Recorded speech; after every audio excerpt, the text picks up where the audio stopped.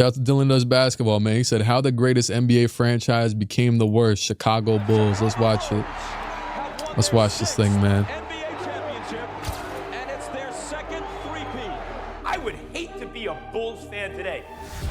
Rose came down bad on his left foot. Derrick Rose is a sports Yeah, this has, because it was funny because we was in the VC the other day and I forget who it was. I think we were talking to, I won't say whatever it is, but who was like, so basically, so this man Dre be trying to, he's a LeBron fan, right? But he lives in Chicago. So we're like, you're a Bulls fan in theory, right? You a Bulls fan. Aha, y'all ain't made the finals. I'm like, even my team's made the finals sooner than you guys have made the final. It's just like, it's crazy because it really has been that long. They just have so many, what's it called? They just have so much. Hey, clown, buddy. I mean, hey, y'all got 6 rings though. Elite. I feel like I'm watching a TikTok edit right now. This is kind of wicked. Shout out to Dylan though. Back in the 90s, there was no one NBA franchise that was more revered than the Chicago What is this, Bulls. Animal Crossing music? Not only did they have the greatest player of all time on their team, but they had surrounded him with a flawless supporting cast. Michael Jordan's Bulls went on to famously win 6 championships with 2 three-peat. It was one of the most successful stretches of winning basketball ever, and it cemented the Bulls as a legendary franchise. Hold on, he going crazy on that harp though. Whatever, violin, viola. Later, this same organization would now be known as nothing more than a mediocre train wreck. It's almost like they made a deal with the devil, offering the achievements of the 90s in exchange for perpetual. That's what they be saying. They did when Jordan went into retirement for them first 2. I mean, that's the conspiracy. Misery afterward. The problem all these years hasn't been a lack of talent on their team. They've had plenty. The problem is an inability to properly utilize that talent. The reasoning behind that varies from front office incompetence to just plain bad luck. So what poor decisions have they made over the years that have cemented them as the most depressing team in the league? Well, the trouble started once MJ left. Following Michael Jordan's retirement in 1999, the Bulls were Respectable, by the way. Respectable. That like you'd fall off after the greatest player of, let's just say, the generation, to keep the harboring the what's it called, arguments out of the comment section or the Twitch comments, leaves. So you'd probably become worse.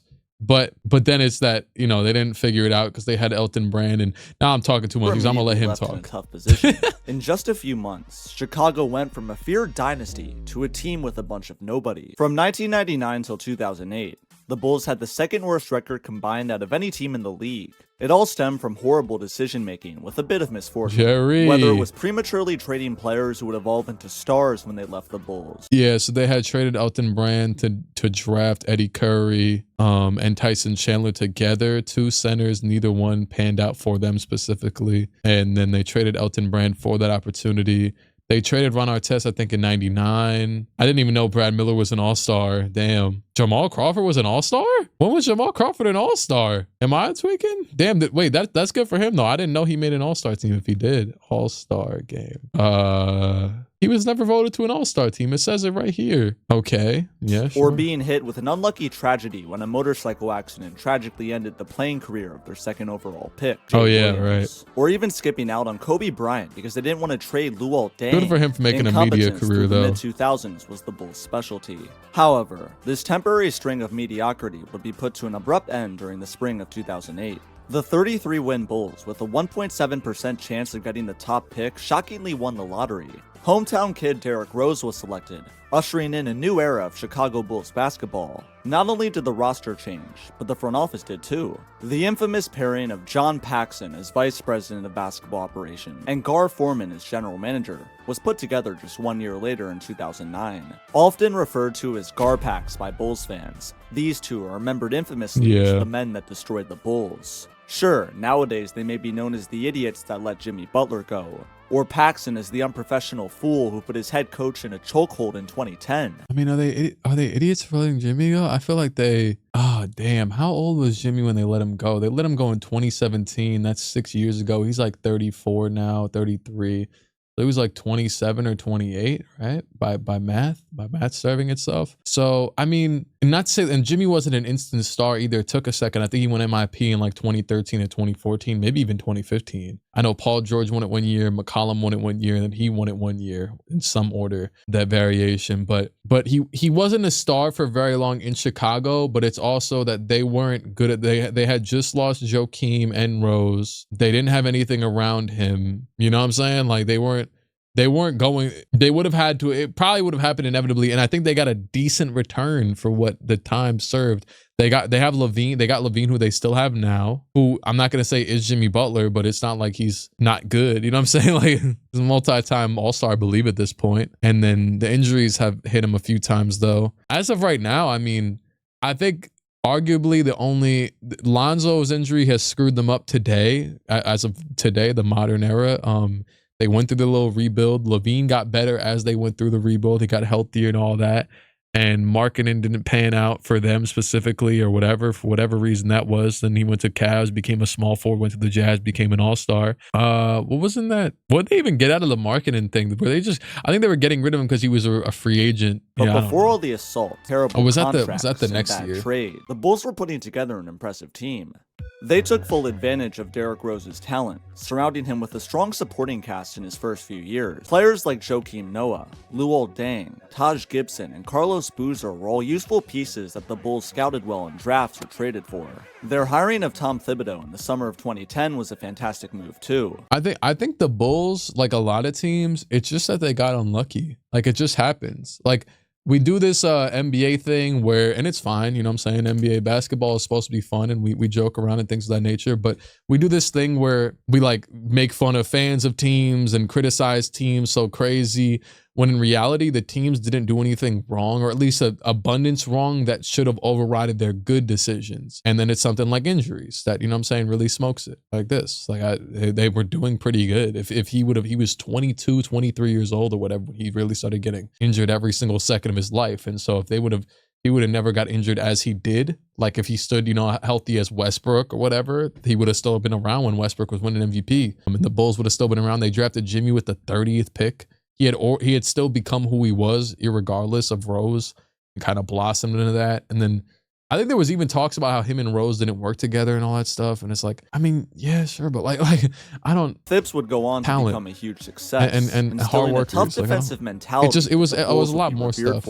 Rose's first 2 years were first-round exits to superior teams, while year 3 saw a major breakthrough. It would have been, basically, my conclusion, it would have been way easier to figure out them two working together than it would have been to restart. 2010-11 Chicago Bulls exploded onto but it was more so the won injuries. 62 games, earning the best record in the league. They had the perfect mix of two-way play, defensive pieces, shooters, energy guys, and tough veterans. The main attraction was none other than Derrick Rose, who earned the MVP award at just 22 years old for his spectacular season. There's a reason that Rose, who only garnered 3 All-Star appearances in his career, is remembered so fondly for his on-the-court play. It's because Disagree. Franchise like Portland, who have a lot of injuries through the year, have a problem. Nick Batum said in a French podcast that Portland medical staff was responsible for Brandon Roy and Greg Oden. Wow, that's interesting. I mean, I didn't mean but I still think though, if you put LeBron, I mean, I don't know, like, you know what I mean? Certain players just are, hey, maybe you're right. Maybe you're right. A fearless, respected leader, beloved by the league, with an incredible highlight reel that captivated that millions. just, there's no... The 2010-11 Bulls had the dream season. However, once this team ran into the Miami Heat in the 2011 Eastern Conference Finals, they got hit with a harsh reality. The Bulls were humbled by the Big Three. It was good, McLovin's first the world. LeBron James and his team were on a mission, making the Bulls look flat out inexperienced. Luckily for Chicago, they had a ton of time to figure it out. After all, Derrick Rose was just 22 and appeared to have a long career ahead of him. Their momentum continued into a dominant 2011-12 What'd that tweet say? ahead of him. Damn. Their momentum continued into a dominant 2011-12 campaign. The Bulls once again achieved the best record in the East, though it wasn't as smooth sailing as it looks before. worse because it was the Derrick lockout. Rose missed 27 out of the 66 games that year due to various injuries. The way Rose often landed after driving to the rim would prove to be fatal to his lower body. It was a wacky, out of control, unsustainable style of play that the Bulls doctors failed to address. And I get scared about this with Ja. But At the time, I don't though, know. He there was seems to be a little concern, more crazy. especially given the fact that the Bulls went 18-9 without Rose that season. Many predicted that this squad would dethrone LeBron and make a finals appearance. Oh, how sweet of a moment it would have been for Chicago. The hometown kid denying arch nemesis LeBron in the heat of a ring and becoming the heir to Jordan's championship throne. It was the perfect story. But as we all know, there are no guarantees in sports, and for just as quickly as a team can rise to prominence, so too can they fall into misery. Against the Sixers in Game 1 of Round 1 of the 2012 playoffs, Derrick Rose tore his ACL on a drive to the basket. It happened when the game was already decided. Rose got hurt with just 1 minute left as his team held a double-digit lead. This turned the Bulls' world upside down and changed the trajectory of their franchise forever. The 8-seeded Sixers. It's so crazy because like it's such a butterfly effect that there's genuinely a chance if he's never in that game that he never gets injured like that.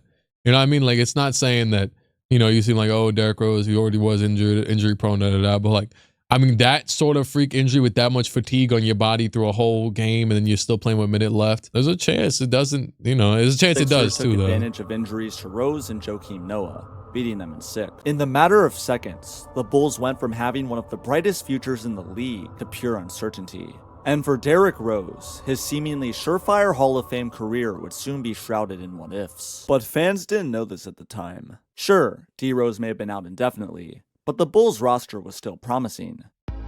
Fast forward 1 year to the summer of 2013, and the Bulls were still in an exciting spot. They may have lost again to LeBron in the 2013 playoffs, but they did win a series against the Nets in round 1 that gave their fans confidence. What stuck out most in this run was the rise of little-known 30th pick Jimmy Butler, who showed some flashes in his second season. The Bulls held their own without Rose, and had been eagerly awaiting his return. Whoa, what didn't stick out most was not Jimmy Butler, it was Nate Robinson. I'm sorry to tell you. I'm sorry to everyone was talking about Nate Robinson because I was talking to my friends about Nate Robinson. Nate Robinson was cooking, dog. He was cooking. This whole playoff run, he was cooking. He had taken a bit longer than hoped with his... I know you're trying to set like the arc up for Jimmy. No. I mean, he was cool, but like it was Nate Robinson.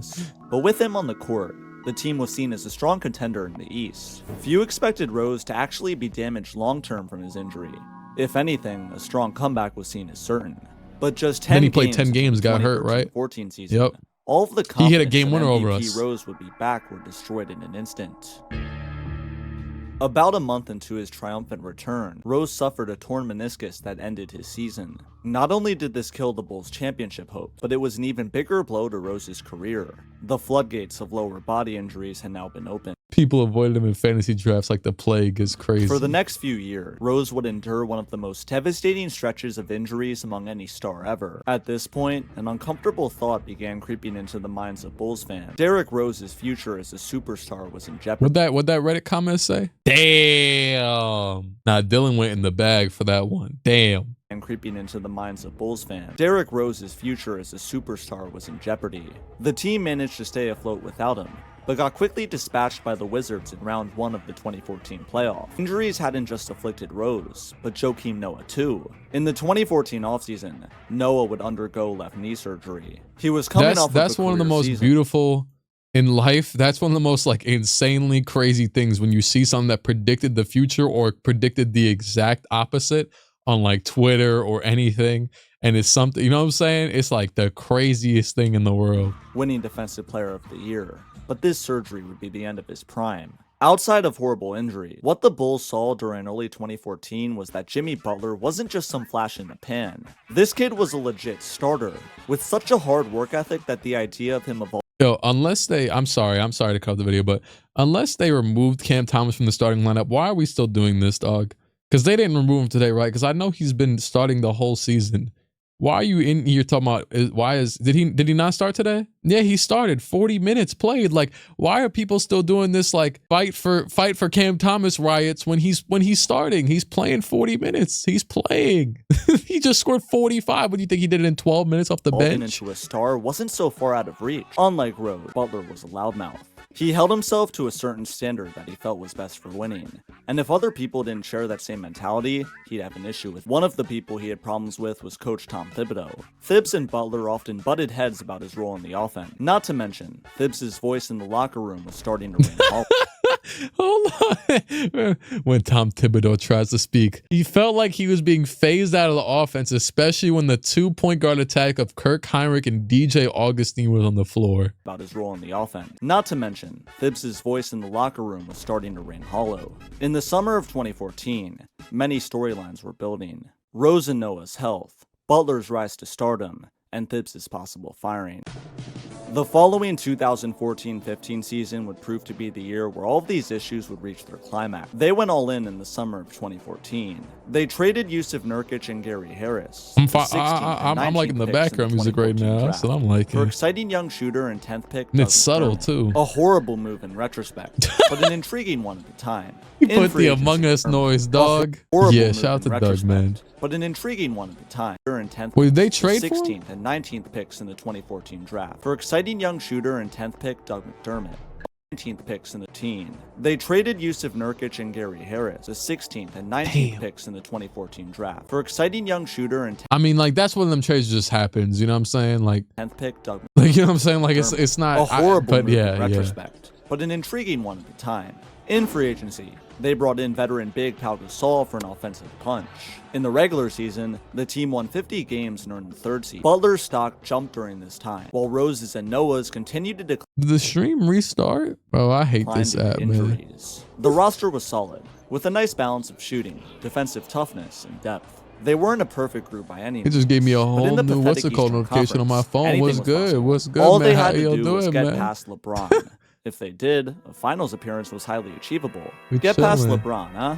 Doesn't Clique, sound I hard. need money. We back. Welcome back. I think it sent out a new noti. What's good, man? How y'all doing? Maybe it was a blessing in disguise. Y'all missed the whole DJ Augustine discussion. That's all good, man. How does the stream lag shoot? I don't know. I got a multi-$1,000 PC and some good internet. I'll take some money also. Okay, man. Yo, chat. We're dead just watching the video right now. Lock in. Join in. Chat. I already, now that you're here, I might do a rebuild after this. Maybe. I don't got no tea right now. Maybe I'll do a rebuild after this, but I really might, no lie. But what's it called? But I also damn, what was it? In this stream, I've already played Fortnite. I played Play Now. I'm reacting to videos right now. I did quizzes. I did hoop grids. I played Fall Guys. It's been 4 hours. You know what I'm saying? So yeah, just lock in though. Ain't that right, Derrick and Joe? The end of the quarter game. Oh, yeah! LeBron with the step back. Yes! Nice take by James. Oh, Yeah. Why does photo look like D? The 2015 playoffs saw the Bulls finally click in terms of health. They first eliminated the Bucks in 6 with relative ease, setting up a date with the Cleveland Cavaliers. But these Cavs weren't the same team we know today. Kyrie Irving was dealing with knee issues that hurt his ability, while Kevin Love was out for the remainder of the playoffs with a shoulder dislocation. If there was any one moment for the Bulls to finally crack an NBA Finals appearance, this was it. The Cavaliers were at their weakest. The team split both games 1 and 2, setting up a much-anticipated Game 3 in Chicago that the Bulls won. It was one of the most incredible endings to I wouldn't say the Cavaliers were at their weakest when they got way weaker like 3 years later, a dog. playoff game in recent When they NBA lost history. Kyrie. Derrick Rose won it for his team with a 3-ball that banked in at the horn. This right here was the peak of the Rose era in Chicago. The fans were The peak of the what? Buddy won MVP. What are we talking about? Yo, Dylan, this ain't the LeBron peak. was This in- ain't the peak. This was fire though, but it peak is crazy. shock, and D Rose looked like he just saw his girl with another man in the crowd. Unfortunately, when Game 4 rolled around, the Bulls got hit with a monsoon of bad luck. For one, Pau Gasol, a key offensive player for this team, suffered a I like the hamstring use of injury that monsoon. sidelined him for Games 4 and 5. Despite this loss, the Bulls found themselves tied with the Cavs with just a few seconds left in regulation in Game 4. And if you pay attention closely, the Bulls should have LeBron been winning. corner 3 This left is corner. because once Derrick Rose hit the game-tying layup with 8 seconds left, Cavs coach David Blatt ran onto the floor to call a timeout. The only problem was he had none left. For whatever reason, Blatt didn't receive a technical foul for this. Had the refs noticed, the Bulls would have gotten a free throw and the possession, surely clinching a 3-1 lead. But instead, LeBron hit the game winner to tie the series at 2, and the rest was history. Chicago went from pure exhilaration in Game 3 to being scarred in Game 4. This finish destroyed their momentum. Damn, I never knew that about David Blatt. I'd be sick. I'd be sick right now if I was a Bulls fan. Today. They dropped the next two games to lose the series in 6. The Bulls fumbled their greatest chance at finally beating LeBron James. Now, Tristan. all hell would break loose. A few weeks after the Bulls were eliminated, coach Tom Thibodeau was fired, putting an end to one of the most successful runs in franchise history. This wasn't just any ordinary firing, though. It was incredibly messy.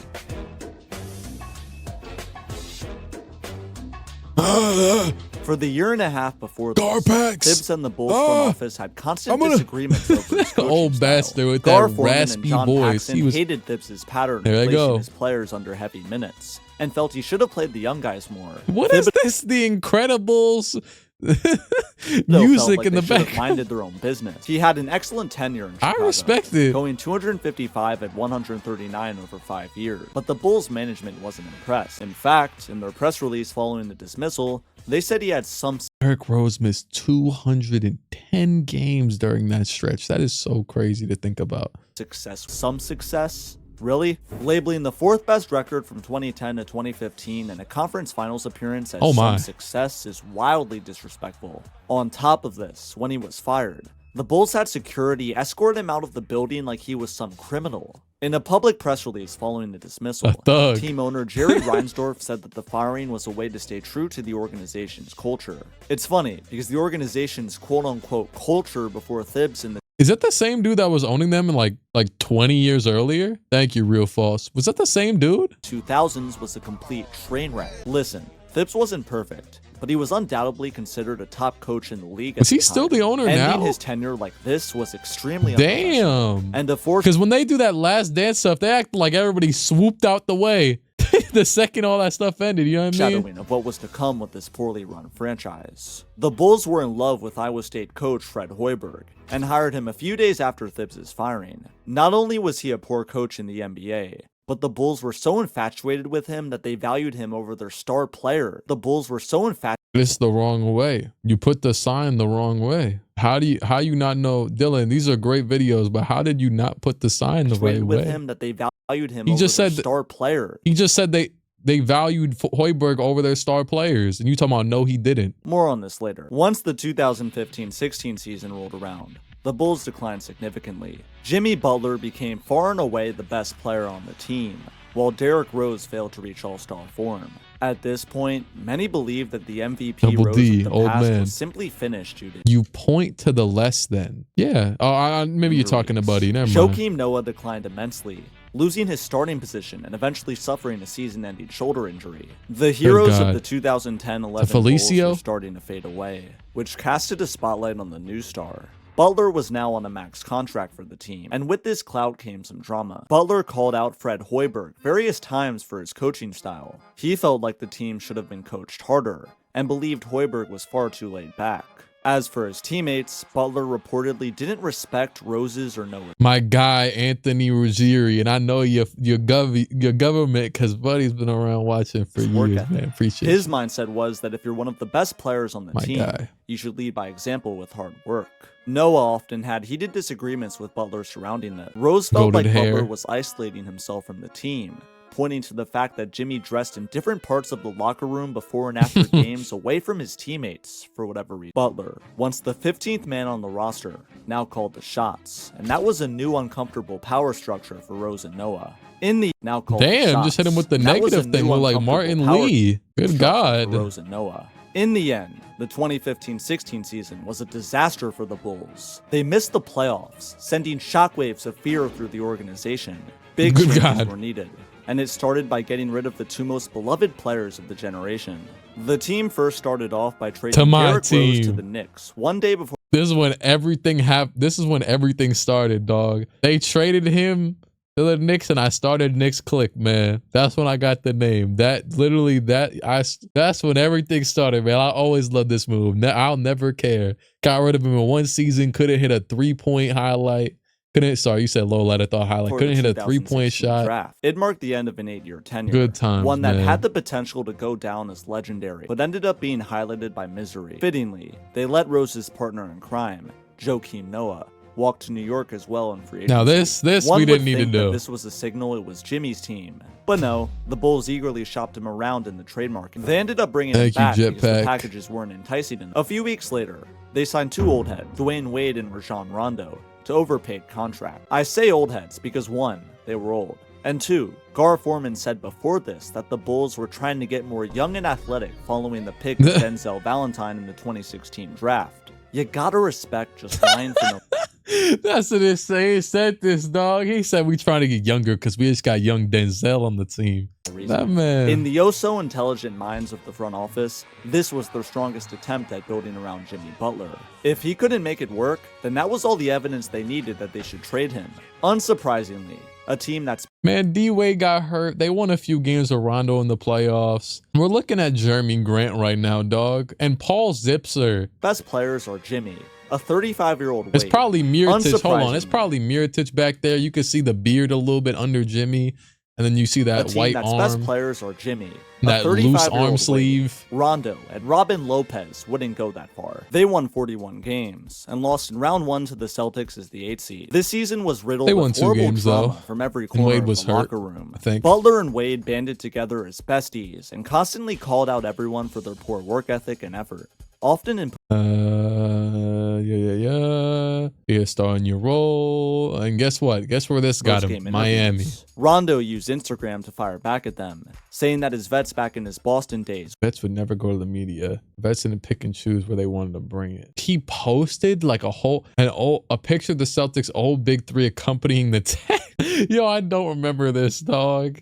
That's so funny. I wish this is the one time I wish the new social media was around during something. Cause I like back then, like I used Twitter a lot and Instagram and things of that nature, but it wasn't, I think the turn was the Warriors was when KD went to the Warriors and then the KD burner account era and then Boogie signed to the Warriors. And then I remember like fully fledged like Woj in his prime. Wow. The fully fledged Woj in his prime was when Kawhi was getting traded, in my opinion. And then it continued from there. Like that's when like everyone was really in on it. And then it's obviously continued since then. would never call out the team publicly. Several younger players on the team dissed Wade, saying they wanted to see him practice more. It was Wade and Jimmy versus everyone. The team meetings ultimately led to nothing being solved. Fred Hoiberg, who was a first-time NBA coach, couldn't get a hold of the locker room. The lone good moment for this team came for a short time in the 2017 playoffs. Chicago shockingly beat the number 1 seeded Celtics in both games 1 and 2, but bad luck hit the organization once again. An untimely Rondo thumb injury killed their momentum, and the Bulls lost 4 straight to get eliminated. This would mark a frustrating end not only to the season, but to the Jimmy Butler era as a whole in Chicago. He soon gave the franchise an ultimatum: me or Fred Hoiberg. When I mentioned Fred Hoiberg, Wait. So that's 2017 playoffs. So damn, if the Celtics never win that, then we never get the Isaiah Thomas 50-some point game, right? They actually lose that series because that was that next round against the Wizards. And then I guess he never gets injured either. Kind of crazy. first time in this video, most of you probably had to Google him because you had no idea who he was. The fact that this was even a question was hilarious, but what's even more funny is the Bulls' answer. They chose Freddie, shipping Jimmy off to Minnesota during the 2017 draft. After 6 years, Jimmy Butler was no longer a Bull. It's a move that haunts them to this day.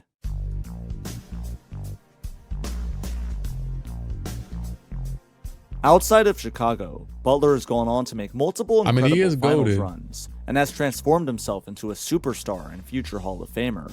The Bulls not only traded him, but packaged the 15th pick alongside him as well. They received Zach LaVine, Chris Dunn, and the 7th pick of that year's draft, Lauri Markkanen, in return. It was seen as a mediocre package at best, though it did send the Bulls into rebuilding mode, which is exactly what their front office worked had out been decently in desiring. the end. Zach LaVine was seen as a promising player, though he was recovering from a torn ACL. Dunn and Markkanen were young pieces with potential, but Dunn Ironically, a torn ACL by Tom turned out to Thibodeau. be a bust. After this move, they balled out Wade and waived Rondo, tearing it all down and starting over. If Bulls fans thought that the Butler and Rose era left them with discouraging feelings, then they would be in for quite the shock at what would happen next. The Bulls went from a franchise stuck in indifference to a franchise in NBA purgatory. I'm sorry for any Bulls fans too, because especially Bulls fans that like, there's probably a lot of Bulls fans like from in the 2000s that were like, oh my God, they had Michael Jordan. I love Michael Jordan. I'm be a Bulls fan because of Michael Jordan. Michael Jordan. It's like, nope, he's been gone for 10 years. And guess what? They're nowhere close to getting back to that. Then you get Derrick. Oh my God, oh, he's gone.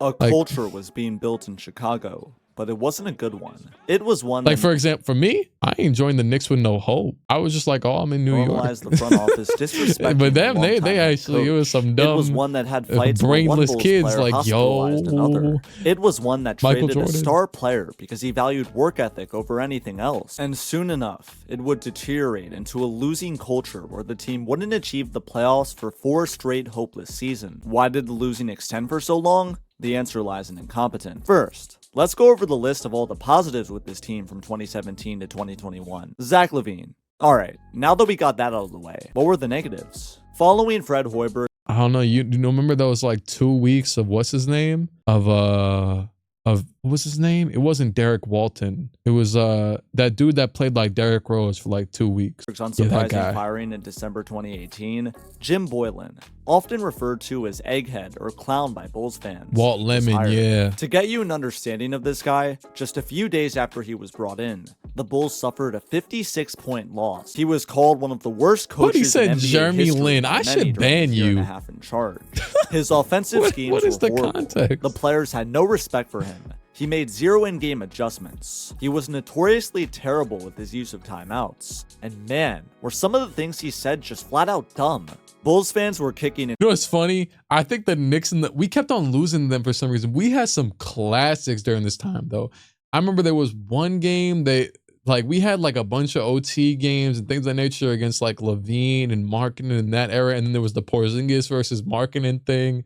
Why was this era actually good for our rivalry, but nothing else? Literally nothing else. For him to be fired the moment he stepped into the position. But the front office backed this guy all the way to the end. Speaking of management, they made some foolish mistakes too. The drafting of Kobe White in 2019 turned out to be a dud.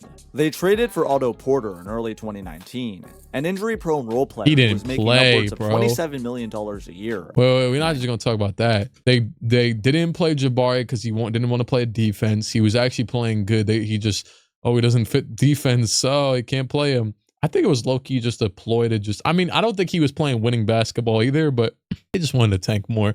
And then Bobby Portis, and Otto Porter was not he just got injured so much when an injury-prone role player who was making upwards of $27 million a year. That was bad. They failed to develop their lottery picks like Wendell Carter Jr. and Lauri Markkanen, both of whom have gone on to be great players with their respective teams. Basically, the Bulls sucked. And the worst part was, they were just good enough to disqualify themselves from getting a top 3 draft pick each year. Yeah, damn. They did what we did. Damn, they did what we did. That's crazy. That's crazy. And then they traded Wendell. Kobe's just around. Pat Williams. So they were floating around in the middle of NBA purgatory. Soon enough, though, change finally occurred. You have confidence that your GM can get you the help you need?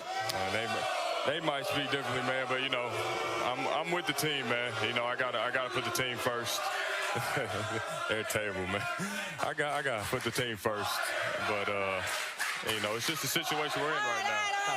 Stop. In 2020, the Bulls fired the duo of Garpax along with Jim Boylan. Finally, I didn't even know that the happened. team was free. I know they got Arturas fired, but I know that Levine thing happened. And Billy Donovan as coach replaced them. Aside from having a cool name, Karshinovas had goals of bringing the Bulls back to their contending ways of the past and immediately went to work. In March of 2021, the Bulls made their first blockbuster move in years. They acquired all-star center Nikola Vucevic in exchange for Wendell Carter Jr. This is a bad The Magic move. may have fleeced them in the long run, ending up with strong young pieces in Franz Wagner, Jed Howard, and Wendell.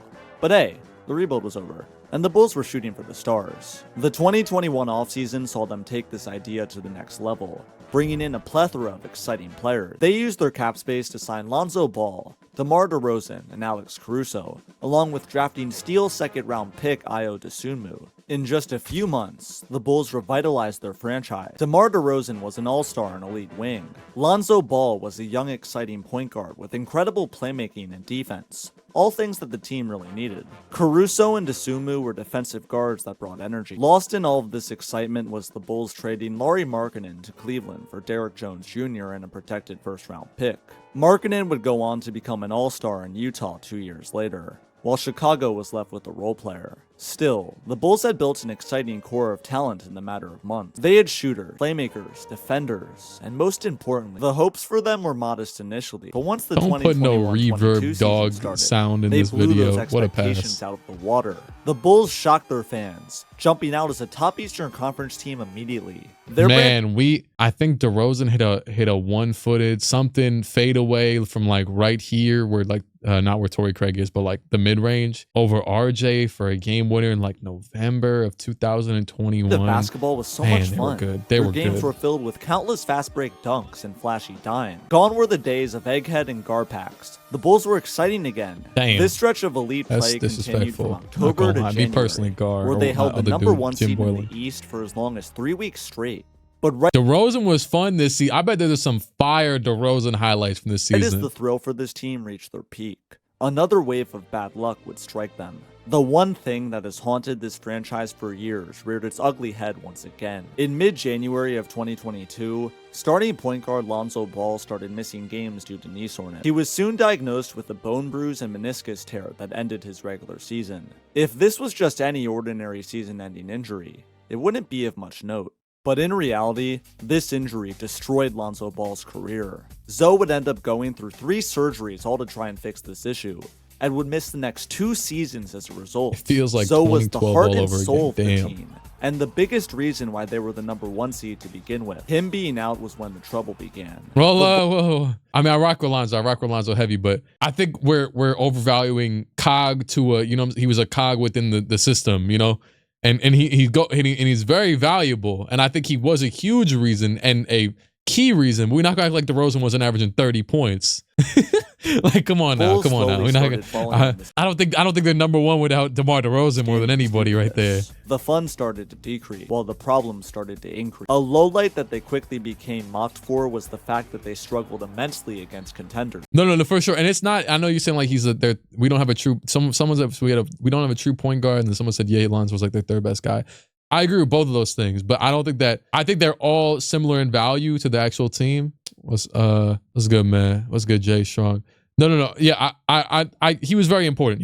But I'm just like, damn, like it's not like DeRozan was there for 3 seasons averaging 27 points per game, and then they got Lonzo, and oh my God, all of a sudden they're miraculously 1 seed. They got both of them. You know what I'm saying? They're both equally. I think they're both equally valuable to that jump. Going 1-13 on the season against the East highest 4 seeds. I really would.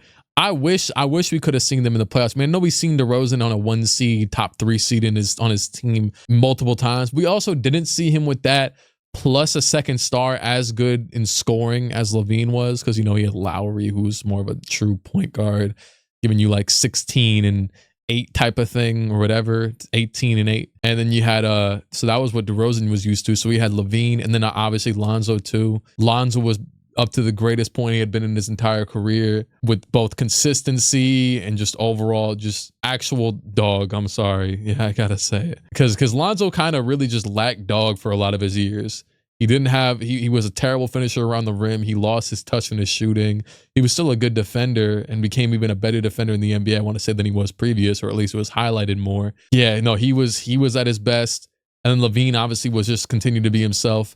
That would have been a great team to see in the playoffs, but yeah, they got smoked. And then I think they lost to the Bucks because with of that. every loss to a top team, they were taken less and less seriously by opponents and spectators. More injuries started to pile up for key players like Alex Caruso. He was very interesting because Lonzo, I just saw you said he would have been a borderline all-star, and like I think he could have met the impact of someone like a Mike Conley or like a I'm trying to think of a good example. I guess kind of in the, I know this is, he's an old man, disrespect. It's kind of in the same vein probably of like an Andre Miller where like you don't average so many points, but he's obviously a way better shooter. It's the modern era. You have to be a good shooter to play, and overall a better player than you had to be 20 years ago.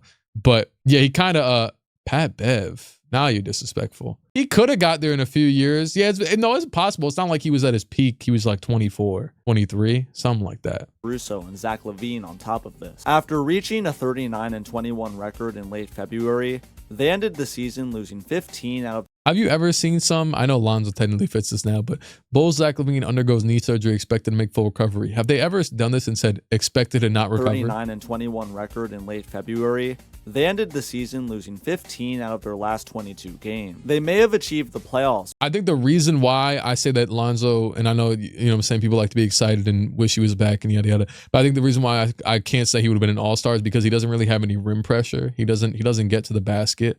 So he's not a 3-level scorer. He's honestly a 1-level scorer. And like, you know what I'm saying? He's a shooter. He wasn't a finisher. He wasn't much else than a shooter and a passer and a defender, a fantastic.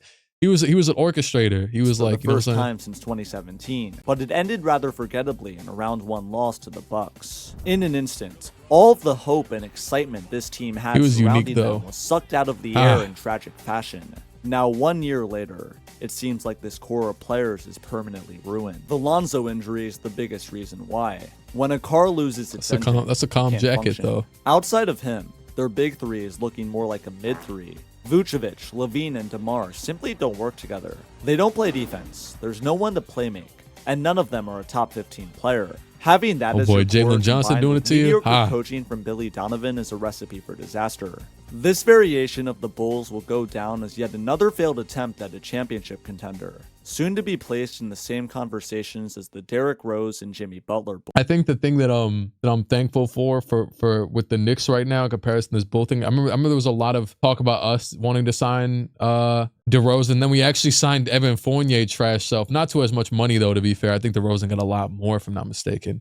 But the thing I'm thankful for now with Brunson is because it's not like he's DeRozan, I want to say, is 34, 35 years old, and the ceiling is there like immediately, like you know what I'm saying, within the next 3 years or next year you got to look to blow it up. With us, it's like we could fail, right? It's weird because I never felt like the team has been in this point for a lot of time I've been watching, but I feel like we could fail right now and be okay with it for like 2 or 3 more seasons, get some decent to mediocre players to surround that, maybe some good draft players like another Quentin Grimes.